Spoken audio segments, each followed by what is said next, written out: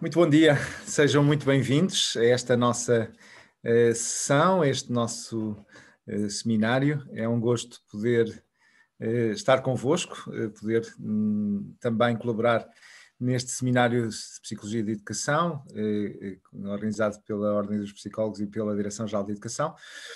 Começo por me apresentar. O meu nome é Rui Marques, faço parte do Instituto Padre António Vieira, do IPAV, e em particular tenho trabalhado com particular interesse as questões da colaboração e da complexidade, ou da complexidade e da colaboração, em torno de um modelo que nós designamos por governação integrada. A minha proposta para esta hora que temos juntos passa por podermos, num primeiro momento, situar aqui a questão e poder partilhar convosco algumas ideias e depois termos uma segunda parte aberta à conversa. Creio que é talvez o mais importante e mais útil que podemos ter. Creio que me estarão a ouvir e a ver bem. Pedia-vos só que se me pudessem sinalizar se estou a ouvir alguns de vós, se me estão a ouvir bem e a ver bem a apresentação. Muito obrigado pela indicação. Vamos então a este desafio. O título e o tópico para esta nossa conversa foi sugerido pela organização e muito obedientemente e com muito gosto acolhi a sugestão. Começo por chamar a atenção, enfim, situar também em termos académicos. Eu não sou psicólogo, tenho pena, tenho inveja vossa, inveja boa, mas não sou psicólogo. A minha área de conhecimento em termos académicos é aliás, bastante, direi, exótica, porque o meu trajeto académico começa na medicina.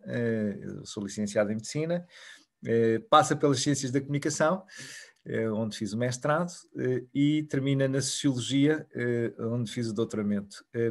Talvez chegue um dia a estudar psicologia para aprender mais e poder ter também o benefício de conhecer a vossa área de conhecimento científico com mais detalhe. Mas tenho, por natureza das minhas funções, do que tenho desenvolvido, quer com o Fórum para a Governação Integrada, quer com também a Academia de Líderes Ubuntu, tenho tido muita interação com a psicologia e, portanto, muito interesse em aprender convosco, com colegas vossos, também com literatura da área da psicologia sobre as várias matérias que tenho trabalhado.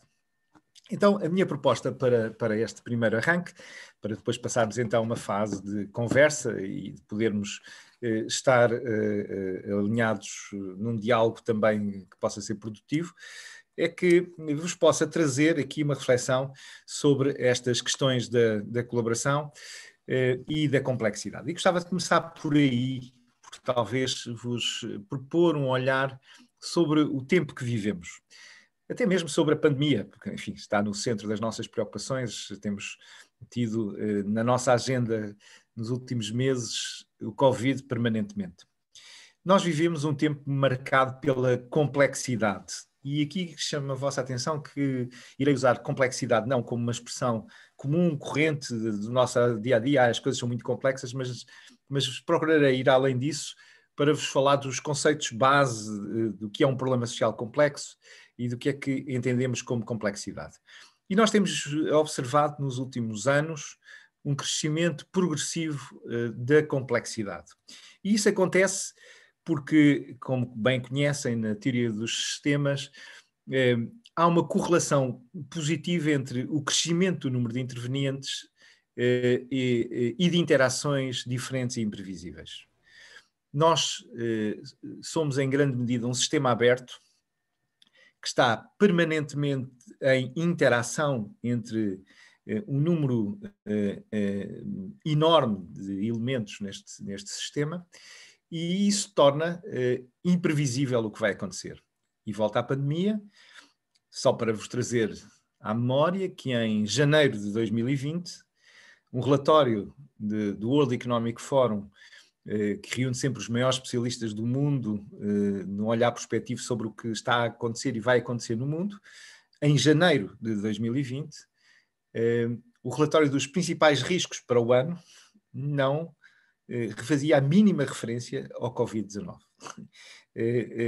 para os maiores especialistas em perspectiva e tendências, não tiveram em conta que poderia haver uma pandemia. Porque eram incompetentes? Não creio. Porque estavam distraídos? Também não. É essencialmente por esta natureza da complexidade do tempo em que vivemos.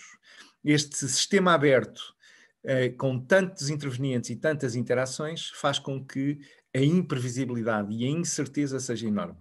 E voltamos à atualidade, porque é que o nosso país, como outros, está com tanta dificuldade em estabelecer um roteiro de saída da pandemia, em saber o que é que vamos fazer a seguir, porque, sendo honestos, nós não sabemos o que é que vai acontecer. Na verdade, por melhores que sejam as nossas previsões, nós temos consciência que não conseguimos determinar com clareza o que é que vai acontecer nos próximos meses, como é que vai evoluir a pandemia, por um conjunto de incertezas que marcam este tempo complexo. Claro que a globalização e o achatamento mundial contribuem muito para isso. Neste sentido, hoje sermos uma pequena aldeia conectada contribui para este aumento da complexidade. Estamos todos muito próximos. Espero que nunca mais, se aprendermos a lição, nunca mais venhamos a repetir que é um problema dos outros. Recordam-se as primeiras declarações sobre o Covid-19 era isso é um problema dos chineses, eles lá onde resolver a coisa, isso é uma questão lá com o mercado em Wuhan, não nos diz respeito a nós. Num mundo altamente conectado, globalizado, com este achatamento, obviamente diz-nos respeito a nós. E esta diluição entre fronteiras entre o nacional e o global, que traz consigo a interdependência, faz com que, obviamente, a complexidade aumente. O facto de estarmos todos ligados, conectados, aumenta imenso a complexidade. E nessa conexão, por exemplo, tem, evidentemente, grande importância a mobilidade humana. E chama a vossa atenção que não estamos a falar sobretudo de migrações. As migrações económicas ou mesmo os refugiados são uma pequeníssima parte da mobilidade humana. Por exemplo, é muito maior a mobilidade associada ao turismo ou associada às viagens de negócios. Ora, um mundo que se mexe, que tem este nível de mobilidade, que tem esta proximidade, é um mundo altamente conectado que faz com que qualquer realidade tenha um impacto à escala global muito, muito rápido. E nesse sentido, a digitalização, as telecomunicações, as redes fazem-nos com que esta conectividade seja muito evidente e por isso também qualquer coisa que acontece hoje em dia no mundo, em qualquer parte do mundo, torna-se global em segundos. Numa outra esfera, se quiserem, o nível de uma bolsa que abre em queda em Tóquio afeta imediatamente as bolsas do mundo inteiro em sequência, com impacto global de contágio enorme. E, portanto, primeira nota, gostava de vos trazer a complexidade tem vindo a aumentar e vai continuar a aumentar. E por isso nós precisamos de saber entendê-la, lidar com ela e poder transferir isso para a nossa realidade. E por isso trago-vos esta definição do que é um problema social complexo.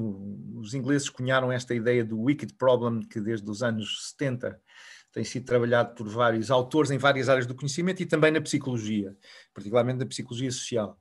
Mas isto até nasceu num campo do planeamento urbanístico e das cidades, obviamente depois tocou logo a sociologia, mas a psicologia hoje também se debruça sobre estas dinâmicas. Um problema social complexo é um problema difícil de definir. E dou-vos um exemplo que aqui acompanhará o essencial da minha intervenção. A pobreza e a exclusão social, que para nós parece evidente à primeira vista o que é, quando começamos a olhar de uma forma detalhada, com pormenor, para a definição do problema, encontramos enormes dificuldades. Enormes dificuldades. Porque a pobreza é difícil de definir. Não é uma simples métrica económica de um rendimento abaixo de uma determinada linha. É muito mais do que isso, como já vos irei mostrar a seguir. Mas um problema social complexo é também um problema marcado pelas interdependências e multicausalidades. Nós não conseguimos identificar a causa primeira, a causa principal. São muitas ligadas entre si e em permanente interação, o que não nos permite o sonho do pensamento linear, se quiserem, que é encontrar qual é a causa de um problema, resolver essa causa e, em sequência, resolver tudo o resto. Os problemas sociais complexos envolvem também alterações de comportamento e por isso são muito difíceis. Voltamos à pandemia e voltamos a esta decisão recente do governo, não sei se repararam, a constituição de um grupo de trabalho para estudar as dimensões e as dinâmicas comportamentais para perceber a evolução da pandemia. Envolve alterações de comportamentos, um problema social complexo. É socialmente complexo, não tem uma solução clara, não só é difícil de definir, como não tem uma solução clara. As soluções que já foram apresentadas falharam, têm déficit crónicas na sua execução. Atravessam estes problemas fronteiras de organizações e de responsabilidades. Só pedir a um colega nosso que tem o micro ligado que eventualmente possa desligar. Obrigado. E também são soluções, as soluções para os problemas complexos que podem gerar novos problemas. Dou-vos um exemplo concreto para visualizarmos, ainda no domínio da pobreza. Então, se a pobreza era escassez de rendimentos económicos, poderia ser uma resolução do problema eu atribuir uma prestação, um subsídio, que permitisse que uma família, por essa via, por via de um subsídio do Estado, pudesse estar acima do limiar da pobreza. E, em certa medida, foi a partir deste raciocínio que nasceu a ideia do rendimento mínimo garantido ou do rendimento social de inserção agora. Aquilo que parecia ser uma solução relativamente evidente, tornou-se num problema também. Neste sentido, hoje sabemos que o rendimento social de inserção tem um conjunto de desafios, de problemas, podemos assim dizer, associados. E por isso esta perspectiva que também, por exemplo, na habitação, com o fim dos bairros de barracas e com os programas de habitação social, de bairros sociais, parecia ser uma solução e, evidentemente, era preciso encontrar uma habitação digna para aquelas pessoas que viviam em condições miseráveis, de grande pobreza em habitação, que nem desse nome é digna, mas a solução bairros sociais gerou um conjunto de outros problemas, de outros desafios que temos presentes. Então, estamos perante problemas que são complexos e quando vos falo de pobreza, vejam este gráfico, este esquema que aqui vos apresento. Reparem que a pobreza é multidimensional e todos temos consciência disso, não é? Relaciona-se não só com os territórios onde vivem as pessoas mais pobres, que são territórios normalmente isolados, de risco, com poucos serviços, estigmatizados, com dimensões do seu corpo, com um conjunto de impactos decorrentes da experiência da pobreza, a má alimentação, a exaustão, a fraca aparência, com desafios nas relações de género, nas relações sociais, muitas vezes associadas à discriminação e isolamento, com a segurança, a falta de proteção e de paz de espírito que os pobres têm. Quem vive a pobreza, um dos grandes desafios que enfrenta é esta permanente insegurança, porque, por exemplo, não tem poupanças ou não tem redes familiares suficientemente fortes em termos financeiros que suportem uma dificuldade de ficar sem emprego amanhã.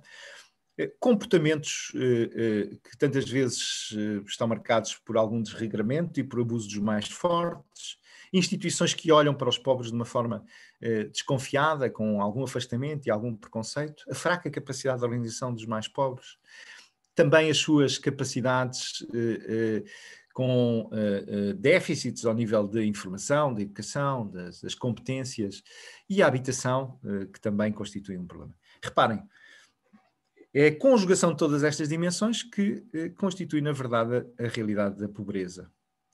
Mas o complicado são estas setas todas que aqui estão. Ou seja, um problema social complexo é aquele que, além da diversidade de tópicos que têm associado, está em permanente interação cada um destes tópicos entre si. Ou seja, o viver em territórios isolados de risco, com poucos serviços, relaciona-se com a questão da insegurança, relaciona-se com as relações sociais de discriminação e isolamento, relaciona-se com a falta de confiança das instituições e, por isso, um problema social complexo, e gostava de sublinhar este ponto, é de resolução muito, muito difícil. Dizem alguns especialistas mesmo, é irresolúvel. E isso constitui, às vezes, uma declaração e um alerta que induz a desânimo.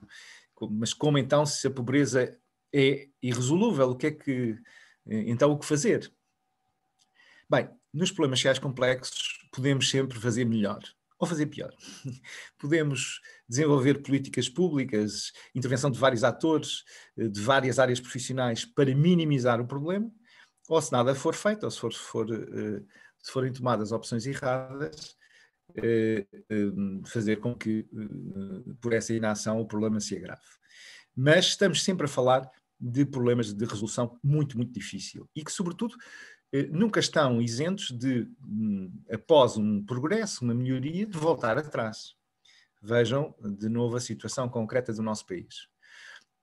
Depois de 4, 5 anos, nos últimos 4, 5 anos, em que conseguimos sair relativamente da crise dos anos anteriores e crescer em termos de PIB, reduzir as taxas de desemprego, as taxas de pobreza, agora estamos outra vez num ciclo negativo, num ciclo com grandes impactos negativos, por exemplo, no que diz respeito à pobreza. Então, aproximando-me um pouco mais do foco e do desafio aqui colocado, quanto a estas nossas perspectivas, trago-vos esta imagem como provocação. Para este tempo, esta perspectiva da complexidade, a nossa resposta continua a ser assim, em silos. Ou seja, respondemos por quintas, por áreas de especialidade, por organizações, naquilo que é a resposta típica da burocracia. Este modelo é uma imagem, uma metáfora da burocracia, do modelo burocrático das organizações, onde cada um está no seu canto e cada um responde na sua área específica de ação. E por isso a educação responde para um lado, a saúde para outro, a economia para outro, a habitação para outro, e cada um está no seu silo. Ora, o grande desafio é poder ir além disto. E nesse sentido, trazer-vos esta ideia. A complexidade tem como única resposta possível a colaboração. Os problemas complexos exigem governação integrada. E isto tem uma grande proximidade à vossa experiência, ao vosso conhecimento científico, creio eu, e ao vosso ponto de partida. Já conversaremos sobre isso, temos já aqui várias pessoas a pedir a palavra, que vai ser ótimo para podermos conversar. Eu vou concluir só aqui, dentro de uns breves minutos, esta primeira apresentação, já passaremos à nossa conversa. Esta ideia de que a colaboração é vital, difícil e suscetível de se aprender. É vital por tudo isto, porque sem ela nós não conseguimos enfrentar a complexidade. É difícil e portanto, gostava que tivéssemos sobre esta questão um olhar muito objetivo e muito, muito realista. Ou seja, é difícil colaborar. Existem vários obstáculos individuais e organizacionais, mas podemos aprender e podemos desenvolver competências colaborativas. Creio que esse, aliás, será um grande desafio do século XXI, podermos desenvolver, exatamente para enfrentar a complexidade, competências colaborativas nos nossos profissionais, nas nossas organizações, nas nossas redes interinstitucionais. Para que seja possível concretizar aquilo que é esta abordagem de definição de colaboração.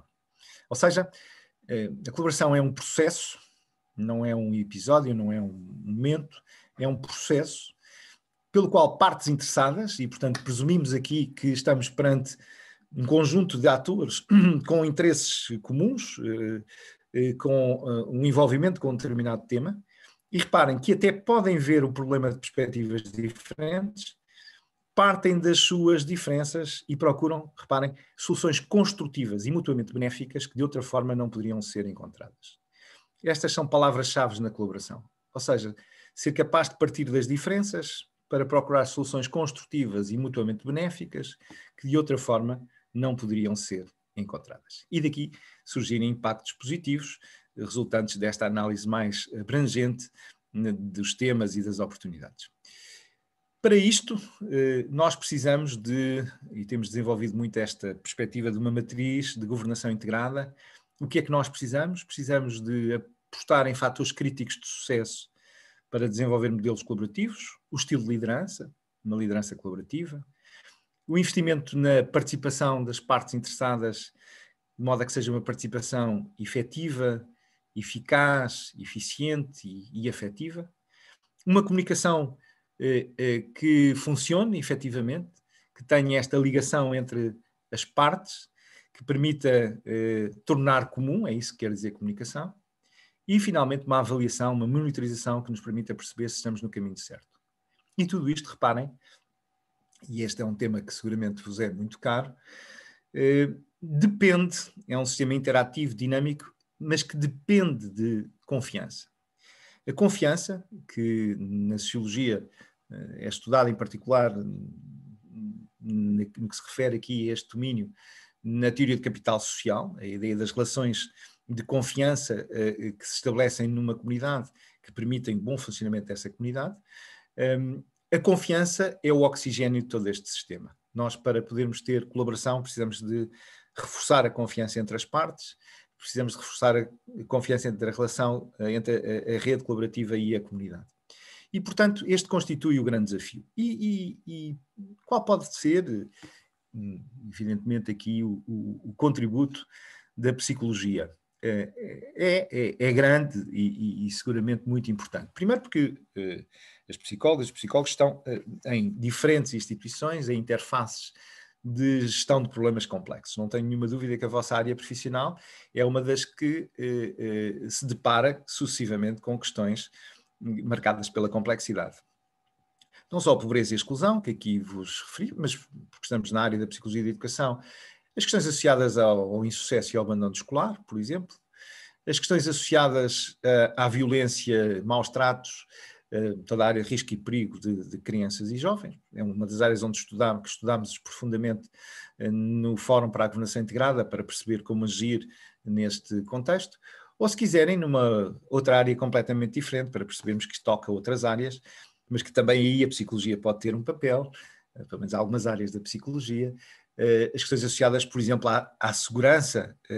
Hoje é evidente que o terrorismo internacional precisa de uma abordagem neste domínio, porque é um problema complexo que só com lógicas colaborativas e com esta perspectiva interdisciplinar, transversal, que várias áreas do conhecimento podem ser chamadas, várias organizações, podemos perceber efetivamente o que é que se passa com a natureza deste problema e agir de uma forma mais eficaz. Ou numa outra área que vai tocar os comportamentos, e por isso também a psicologia, e a psicologia social em particular, como as alterações climáticas. Nós, para agirmos sobre as alterações climáticas, só de uma forma integrada e com esta perspectiva que vos trago. Então, eu creio que, por natureza, a psicologia tem, apesar de, enfim, das várias áreas que são diversificadas, mas há uma área que constitui não só uma das especialidades da psicologia, mas creio que atravessa todo o trabalho de um profissional de psicologia que tem esta ideia de uma visão sistémica, de uma visão integrada, holística. Eu creio que esse contributo é muito importante. O compreender a nossa realidade a partir deste olhar sistémico, percebermos enquanto sistemas, deste olhar holístico, não só para a pessoa no seu todo, mas para a pessoa em relação na comunidade, também nas organizações, creio que é um contributo muito grande, muito válido que podem trazer. A vossa área de conhecimento é talvez das que mais facilmente compreende esta perspectiva do sistémico, do holístico, do integrado. Há outras áreas que ainda estão longe, ou estão mais longe desta perspectiva, e creio que a vossa área pode dar aqui um contributo muito importante. Como também eu creio que por isso mesmo podem ser importantes construtores de pontes de colaboração. Creio que pela vossa perspectiva, pela vossa experiência, pela capacidade de compreenderem a realidade, seja na educação, seja noutros domínios, podem ser ativos construtores de pontes entre áreas de conhecimento, com esta necessidade permanente de nos ligarmos e de nos ouvirmos mutuamente, de mobilizarmos diferentes atores a partir de diferentes referenciais de conhecimento, entre esferas de ação, entre espaços, escola e comunidade, por exemplo, quando falamos aqui no domínio da educação, eu creio que nós precisamos de profissionais, mas também de cidadãs e cidadãos, militantemente construtores de pontes, capazes de tirar partido da era dos predicativos, ou seja, dos is em vez dos os, não é? Portanto, até em termos de áreas profissionais, houve tempos em que isto ou era um problema ou dos psicólogos ou era um problema dos médicos, ou é um problema dos psicólogos ou é um problema dos sociólogos. O grande desafio, evidentemente, hoje, como já tantas vezes acontece, é conseguirmos trabalhar numa perspectiva interdisciplinar, numa perspectiva interinstitucional, capazes de redes colaborativas eficazes. E isso, evidentemente, tem contributos de muitas áreas da psicologia. A psicologia, a evolução da psicologia nas últimas décadas é notável, hoje tem um papel central em qualquer sociedade. Há muito, creio que se ultrapassou a visão restritiva e pouco atenta à importância da psicologia. Hoje, várias áreas da psicologia podem dar contributos fundamentais para a gestão da complexidade. Evidentemente, esta que hoje aqui nos centra, a psicologia da educação, é muito claro, é muito evidente, a intervenção da psicologia em vários dos temas, problemas complexos associados à educação, mas em todas as outras. E por isso, termino esta minha breve intervenção para ficar à vossa disposição, para conversarmos, para perguntas e para a ideia de termos agora aqui até há um tempo de conversa e de diálogo. Vou pedir-vos, de forma talvez mais prática, se concordarem, já aqui alguns colegas foram colocando aqui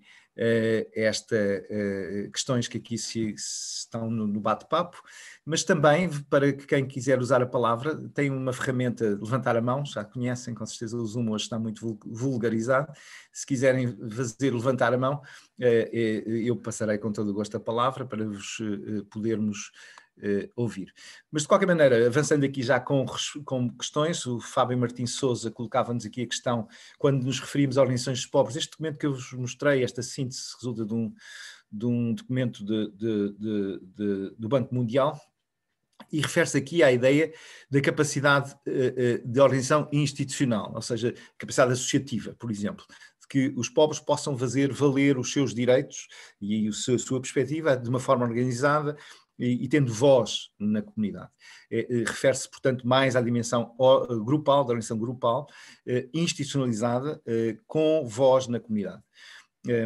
Também, evidentemente, a voz individual é aqui relevante, mas aqui refere-se especificamente a esta perspectiva da organização institucionalizada, que seja capaz de fazer valer a voz, os interesses, a perspectiva dos mais pobres, por exemplo, num determinado contexto. E são conhecidas as dificuldades, mais do que óbvias, em que estas associações, nomeadamente da sociedade civil, que possam agrupar pessoas, por exemplo, de um bairro, as associações de moradores são muito importantes, mas têm perdido espaço e capacidade de intervenção por um conjunto de razões muito compreensíveis, como a vida dos mais pobres é particularmente dura, exigente, muitas vezes com um subesforço em termos de trabalho, em termos de horas de trabalho, em termos de ocupação, que não lhes liberta tempo e energia para o exercício de um compromisso cívico, por exemplo, de um envolvimento em organizações da comunidade. E, portanto, em relação a esta questão, aqui esta perspectiva que o Fábio Martins Souza nos coloca, reparem, não é nem por sombras a única dimensão, mas o facto de não terem voz organizada, com impacto institucional, com capacidade, vamos pôr assim, a expressão que por vezes é mal interpretada, mas aqui no sentido positivo de lobby, de defender os seus interesses, limita o impacto, por exemplo, nas políticas públicas. Neste sentido, eu estou agora muito envolvido na Comissão Coordenadora da Estratégia Nacional contra a Pobreza e ouvir a voz dos mais pobres é fundamental. Deparamos, no entanto, com a dificuldade de encontrar vozes institucionais que possam agregar representação e fazer ouvir. Claro, há sempre a solução de ouvir pessoas individualmente consideradas. Ainda não tenho aqui pedidos de perguntas ou de comentários, sintam-se à vontade para uma coisa ou outra. Gostava que pudéssemos ter aqui um tempo de diálogo e de abrir aqui a possibilidade à participação, nomeadamente também ter a vossa leitura sobre estes desafios a partir do vosso olhar, da vossa realidade, da psicologia, como é que vem a vossa intervenção no domínio da complexidade e da colaboração, como é que se revêem na descrição que eu vos propus, o que é que podem aqui acrescentar. Sintam-se à vontade para pedir a palavra ou via levantar a mão, ou se quiserem escrever aqui no chat, se for mais fácil, para pedirem a palavra e usarem a palavra. Abrir a oportunidade de participação, creio que é importante. Vera Mendes, bom dia, seja muito bem-vinda. Vamos até si ouvi-la com toda a atenção. Olá, bom dia a todos. Antes de mais, agradecer enormemente as palavras e as noções aqui trazidas por si. Dizer que sim, que me revejo imensamente nesta visão sistémica e holística de intervenção num contexto escolar. Guia-me já há alguns anos esta intervenção e a ideia de sermos pontes, canais de comunicação e de colaboração é algo que faz-me todo o sentido, mas, como também salientou, se depara com alguns obstáculos. Por exemplo, às vezes... Já venho trazer a da Mana. É exatamente a ideia de que as camadas dirigentes, não é, de uma instituição escolar, por vezes estão afogados, estão atolhados em processos muito burocráticos, faz-me lembrar exatamente os cílios que aqui mostrou, e aos quais a resposta que me dão é não podemos deixar de os fazer ainda, portanto ainda não há um largar, um libertar desta parte que nos espartilha, mas também sinto muita dificuldade e muita resistência em abrir estes canais que tão bem salientou aqui de uma intervenção, de uma visão sistémica no concreto, não é? Na instituição escola. A pergunta é se tem alguma sugestão ou alguma dica para que possamos interagir ainda mais evidentemente nesta área. Obrigada. Muito obrigado pelas suas palavras e obrigado por este contributo. Realmente os obstáculos são muitos. Reparem que eu dizia-vos que a colaboração é vital, porém é difícil, e os obstáculos são muitos. Existem vários, desde os que vão da gestão de poder, enfim, que ainda continua muito presente nas nossas dinâmicas organizacionais e, em particular, por quem tantas vezes lidera de uma forma, porventura, mais desajustada em relação aos desafios do nosso tempo, por exemplo, com uma concentração absoluta do poder e incapacidade de confiar. Há aqui já uma questão que daqui a pouco irei abordar, as questões da desconfiança que a Dina Figueira aqui nos traz, mas Vera Mendes traz-nos aqui uma perspectiva muito importante, continua a ser muito difícil, quer por estas questões, quer também, e aquilo que está na nossa mão, e falo para um grupo tão expressivo de psicólogas e psicólogos, que na nossa mão está, por exemplo, ultrapassarmos um dos obstáculos que é o que decorre, se quiserem, do nosso próprio encerramento em silos e, por exemplo, das dificuldades de comunicação a partir de códigos diferentes. Neste sentido, quando juntamos diferentes protagonistas, é necessário um exercício de empatia e descentramento do seu código para entender os outros com quem se está a relacionar. Uma rede colaborativa numa escola, por exemplo, para abordar as questões, vamos pegar, por exemplo, no problema do abandono e do insucesso, não é? Os psicólogos têm um contributo fundamental, como também, porventura, é necessário ouvir o contributo dos professores, ou o contributo dos pais, ou o contributo dos assistentes sociais, ou o contributo dos agentes de segurança pública, se quiserem. E tantas vezes há um obstáculo à colaboração porque cada um se encerra no seu código, no seu ponto de vista, no seu olhar, na sua forma de descrever o problema e tem uma grande dificuldade em perceber o ponto de vista do outro. Por isso, o exercício empático é fundamental para construir relações de colaboração.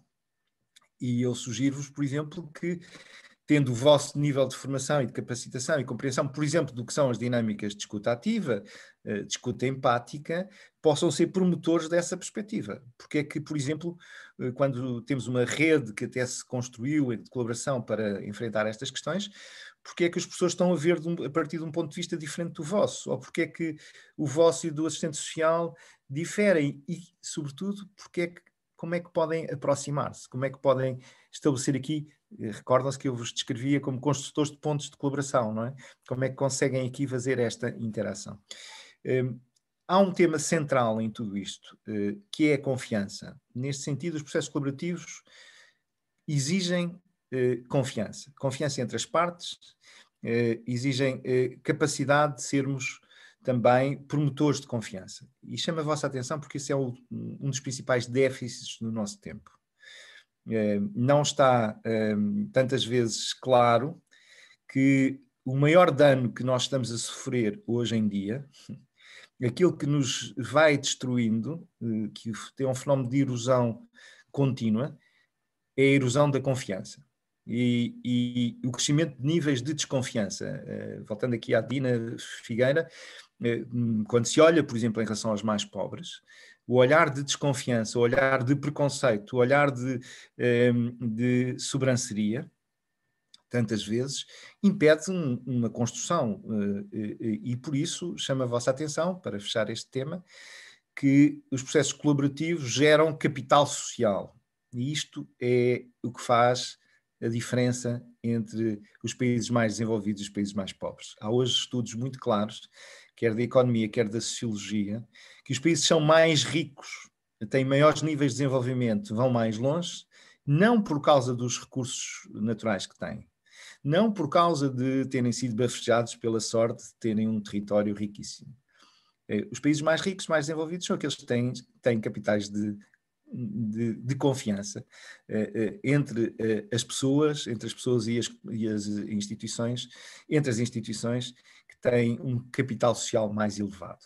E por isso o vosso papel, o nosso papel, todos nós, poderá ser também construir ambientes de confiança para, a partir daí, alcançar melhores resultados na gestão de problemas complexos. Eu vou aqui, portanto, em relação à Dina Figueiredo, que nos colocava aqui uma questão, já temos mais 2 perguntas, que já lá vamos. Aqui esta questão da desconfiança é um tema fundamental e, de novo, também aqui a empatia é um elemento central. Parte da desconfiança geral em relação aos mais pobres resulta de uma falta brutal de empatia, de ser capaz de compreender a sua realidade e a sua experiência e aquilo que é a sua vida, naquele gráfico, por exemplo, que vos apresentei. Também aqui a Tatiana Fernandes perguntava como capacitar e envolver estas populações mais vulneráveis para mudanças que possam ainda não ser reconhecidas como necessárias pelos mesmos. Esse é um grande desafio, claro. Porque tantas vezes os mais vulneráveis, os que estão em contextos de maior desafio, ainda, porventura, não se consciencializaram quer da dimensão do problema e da natureza do problema, quer de acreditarem que são capazes dessa transformação. E voltamos aqui à vossa esfera de intervenção. Eu tenho defendido vivamente em vários fóruns, a propósito de vários temas, que o combate à exclusão, a promoção da inclusão social, a promoção do sucesso educativo, a promoção da reintegração social, por exemplo, de ex-reclusos, passa por uma dimensão que é eminentemente psicológica da vossa área de intervenção, em primeiro lugar, que tem a ver com as pessoas não só terem consciência de, mas acreditarem que são capazes. Por exemplo, nós temos outras experiências, já vi aqui algumas colegas de escolas que têm o projeto das academias Ubuntu, um trabalho-chave que nós desenvolvemos também com o IPAV em contexto escolar, com as academias de líderes Ubuntu. Ubuntu significa, para quem não conhece a expressão, eu sou porque tu és, eu só sou pessoa através das outras pessoas. É ajudar cada um dos jovens, sobretudo dos contextos mais vulneráveis, em que algumas escolas trabalhamos, a ganharem um sentido e um propósito de vida, a acreditarem em si mesmo, tendo consciência dos desafios que enfrentam, mas sobretudo tendo consciência das forças, dos talentos, dos recursos que têm e que podem ativar para responder a estes desafios. E por isso, Tatiana Fernandes, aqui o grande desafio é gerar essa consciência, mas se quiser, da nossa experiência, gerar essa consciência a par com a consciência das forças para a transformação. Nós somos muito adeptos de uma outra abordagem que vem do serviço social, da teoria das forças, mas que também na psicologia existe muito este olhar em algumas correntes, que nós não conseguimos mudar nada sem que as pessoas queiram ser os atores da própria mudança e sem que as pessoas acreditem que são capazes de mudar. E por isso o trabalhar a partir das forças constitui um elemento chave. E aqui a teoria das forças, só para sintetizar, tem um triângulo que normalmente é trabalhado, que tem a ver com o chamado CPR, não é? O que tem a ver com o C das capacidades e da coragem, aquilo que já existe na pessoa, as suas capacidades, a sua coragem, as suas competências, o P das suas possibilidades, das potencialidades, daquilo que ainda não existe, mas pode vir a existir se ativado, e o R dos recursos.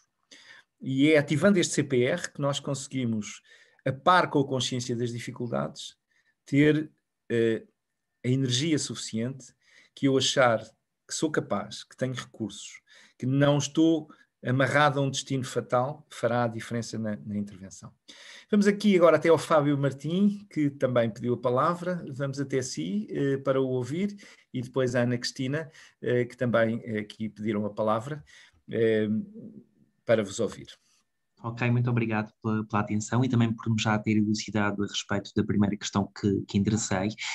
A questão que coloco também vai um pouco ao encontro das limitações que a Vera tinha identificado, porque se o objetivo com este modelo é contribuir para o modelo de desenvolvimento de governação integrada, eu pergunto se em primeira linha, em vez da colaboração, não devíamos estar preocupados com a sensibilização, porque é impossível existir colaboração sem as pessoas saberem exatamente quais são os seus limites, as fronteiras, que recursos é que têm, porque antes de uma equipa multidisciplinar, o funcionamento ideal até seria uma equipa transdisciplinar, mas para isso implica literacia, implica cada um saber quais são os seus limites e só depois é que poderemos falar em colaboração. Não sei o que é que... qual é a sua opinião idealmente sobre esta temática, mas parece-me que uma antecede naturalmente a outra e tem impacto, porque o que nós vemos, por exemplo, nesta situação da Covid, é que até há partes interessadas neste processo de colaboração, sobretudo a própria comunidade, que não sendo especialista, requer de alguns comportamentos cívicos e preventivos que depois têm impacto em todo o mundo, e o que nós vemos é que esta dependência, exatamente pela desinformação, pela incapacidade muitas vezes de estarmos todos integrados no mesmo modelo de ação, tem impacto em todos nós. E, portanto, gostaria de ouvir a sua opinião sobre isso. Agradeço-lhe imenso, as suas questões são muito interessantes e muito úteis, e regresso ao meu tema dos predicativos, dos Is, não é? Quero dizer, é a primeira a sensibilização e depois a colaboração, uma coisa ou outra, na nossa perspectiva são as duas coisas ao mesmo tempo.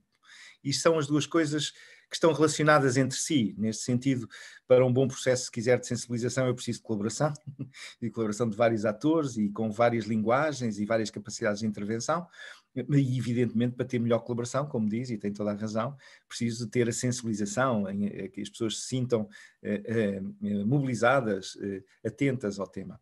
E, portanto, o grande desafio, creio que é sempre encontrarmos forma voltamos ao sistémico, holístico e integrado, não é? Portanto, aqui o meu mantra, que conhecem muito bem, portanto, que aliás tenho aprendido muito com psicólogas e psicólogos também esta ideia, não é? Nós precisamos aqui de ter capacidade de intervenção transversal, a 360 graus, se quiserem, capaz sempre de olhar nas múltiplas dimensões e integrar estas diferentes fases, inicial da sensibilização, até à celebração, se quiserem. Por exemplo, uma coisa que nós temos também grandes déficits, e pode soar um bocadinho estranho, mas nós temos um déficit enorme de celebração. Neste sentido, quando enfrentamos problemas complexos, que são tão difíceis, a estratégia de uma rede colaborativa é saber também estabelecer etapas intermédias, caminho que vamos fazendo, e celebrar as vitórias que vamos alcançando. E celebrar mesmo. Não temos medo de parecer fútil ou desnecessário celebrar, porque quem não celebra quem não é capaz de comemorar os que já alcançamos, perde uma oportunidade extraordinária de ganhar energia para o que há ainda a fazer, para o que ainda temos para vencer. E por isso, Fábio, concordo muito consigo. Talvez lhe proponha esta perspectiva de uma visão integrada de todas estas etapas, desde a sensibilização à comemoração para de novo recomeçar o ciclo, em ciclos que nunca acabam, que são, como vos dizia, potencialmente de uma espiral positiva, que vamos melhorando, mas que nunca acabam os desafios neste domínio. E agora vamos até a Ana Cristina, que também tinha pedido aqui a palavra para ouvir. Vamos ouvi-la, Ana Cristina Santos, com todo o gosto. Olá, bom dia a todos. Muito obrigada pela sua intervenção e agradeço a atenção para me ouvir. E eu tinha um comentário, uma sugestão e uma dúvida ao mesmo tempo, e que tem a ver com o seguinte. Eu desenvolvo intervenção num agrupamento de escolas.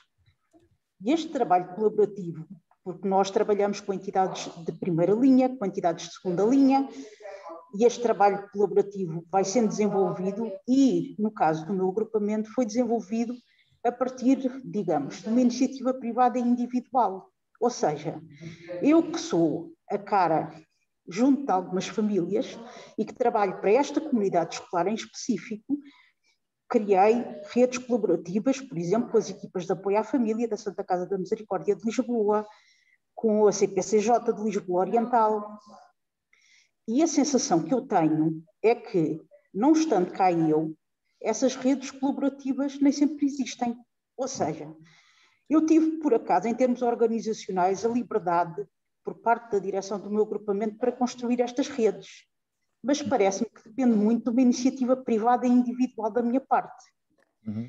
Como todos não intervimos com preocupações diferentes, e eu, no meu caso, é para servir esta comunidade escolar, será que seria possível prever mecanismos de ligação e de ligação colaborativa com rotinas a outro nível? Ou seja, partindo da sua apresentação em que está envolvida em uma Comissão Nacional de Luta contra a Pobreza, será que seria possível criar mecanismos de colaboração previsíveis entre entidades de primeira linha e entre entidades de primeira e segunda linha?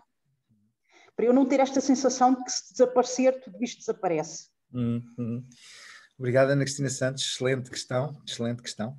E este é, tantas vezes, um dilema que se coloca, porque os processos colaborativos precisam sempre, que nos anglo-saxónicos descrevem como os weavers, não é?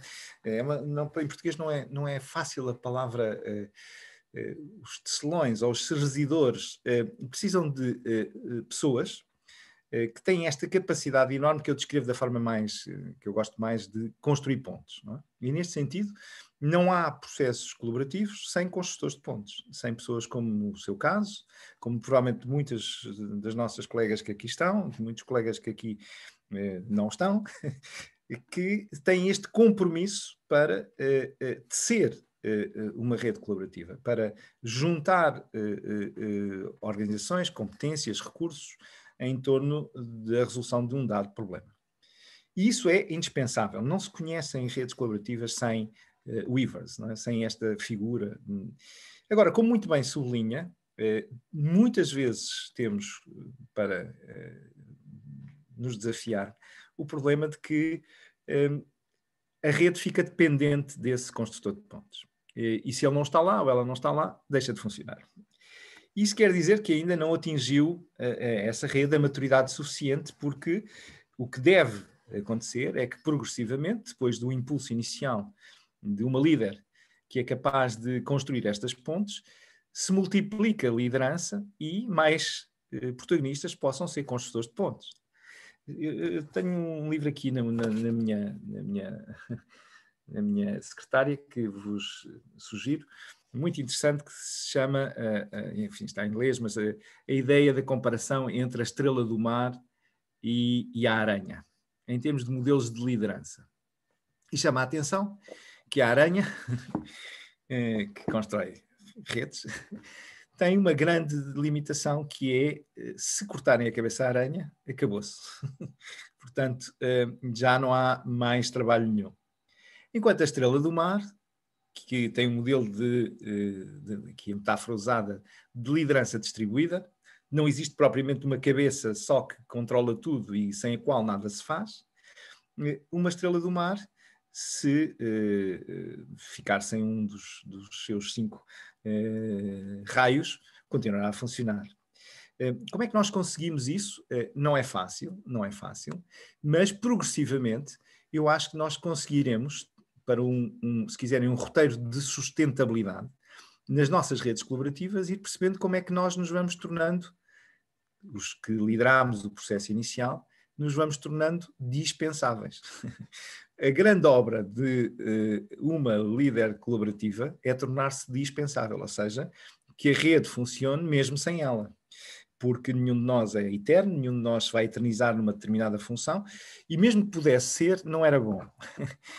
Porque os processos de liderança colaborativa devem ser processos partilhados, devem ter vários atores, devem envolver vários líderes e ter esta capacidade de resiliência, de não dependência de uma só pessoa, de uma só figura. Nunca retirando importância a estas pessoas. Por exemplo, no início, se não houver esta pessoa, é muito difícil que se construa a rede. Mas progressivamente eu creio que podemos ir melhorando. E como muito bem se sublinha, nós precisamos disso mesmo, desde o nível micro ao nível macro. Mas no micro, onde estamos aqui, por exemplo, as nossas escolas, nós precisamos exatamente deste trabalho, desta capacidade e ter consciência clara que esta é uma das competências fundamentais do vosso trabalho.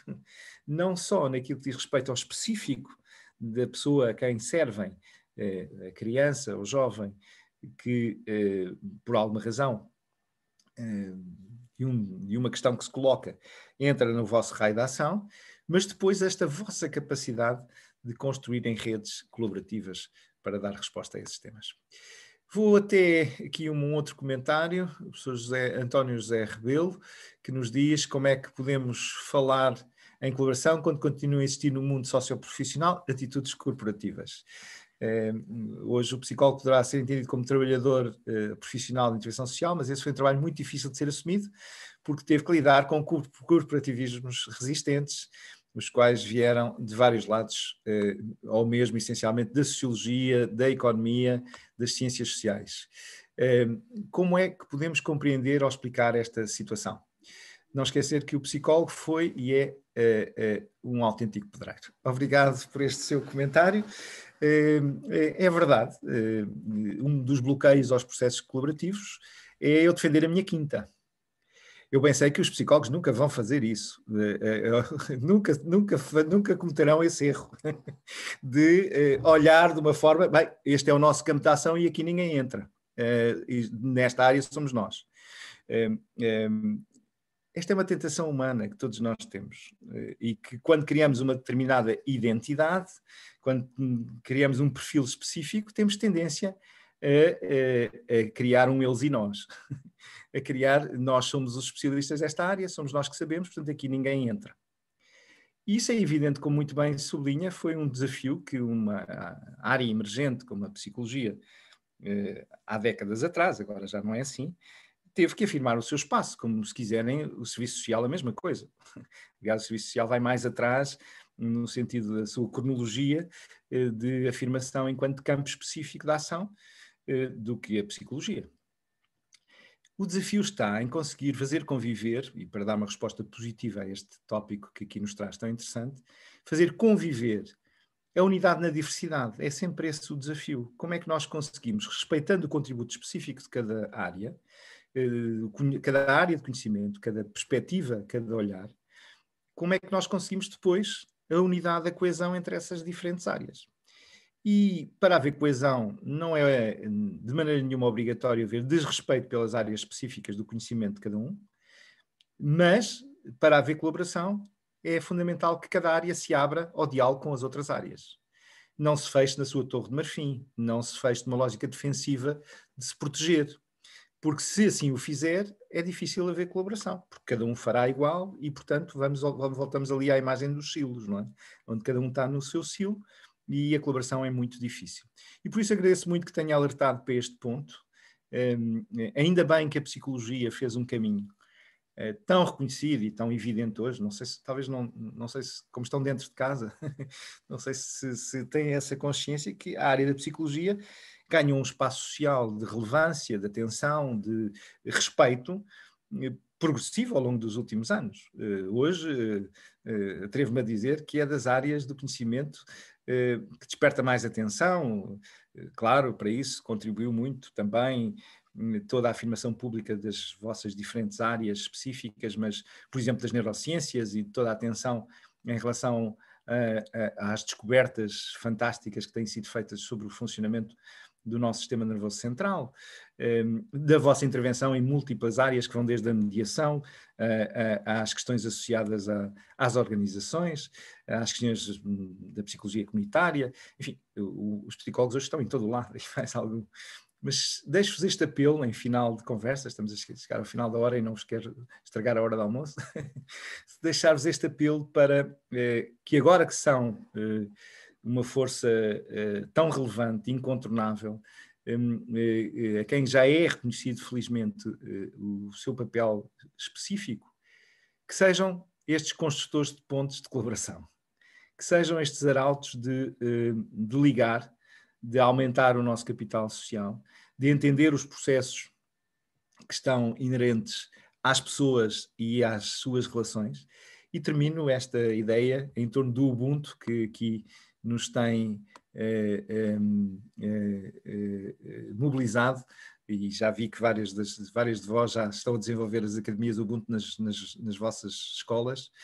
A ideia-chave que nós, perante tantos desafios do nosso tempo, ou colaboramos ou não vamos sobreviver. E seria uma enorme estupidez. Porquê? Porque a nossa espécie conseguiu diferenciar-se, vencer os obstáculos e as adversidades do contexto. Porquê? Porque soube colaborar melhor que as restantes. Não era porque éramos os mais fortes, não era porque éramos os maiores, não era nada disso. Éramos simplesmente os que soubemos colaborar melhor. Os que soubemos cooperar entre nós para caçar juntos, para nos defendermos juntos, para dividirmos trabalho, para inventarmos a agricultura, para controlarmos o fogo, para termos cidades, para conseguirmos chegar onde chegamos. E por isso termino com uma nota de esperança, muito Ubuntu, e muito provocatória para alguns, mas creio que para os que aqui estamos, óbvia. Tu não és humano porque pensas, o padrão cartesiano, se quisermos, do penso logo existe já não nos explica. Também o sinto logo existo, do Damásio e de todos os que têm trabalhado a inteligência emocional, ajuda-nos e acrescenta em relação ao penso logo existo, mas na verdade o que o Ubuntu nos traz é uma outra afirmação que soma, sempre a somar, sempre predicativo, sempre i, não é? Soma só penso ou sinto, relaciono-me logo existo. Eu sou em grande medida fruto das minhas relações que me vão construindo como pessoa e por isso desejo-vos um ótimo resto de seminário, uma ótima semana e obrigado por terem tido a paciência de me ouvir ao longo destes minutos. Até breve. Deixei o meu e-mail aqui no bate-papo para alguma coisa que vos possa ser útil, mas é fácil, é rmarques, sem pontos, rmarques@ipav.pt e estarei sempre à vossa disposição. E obrigado pela vossa atenção e obrigado pelo convite para estar convosco.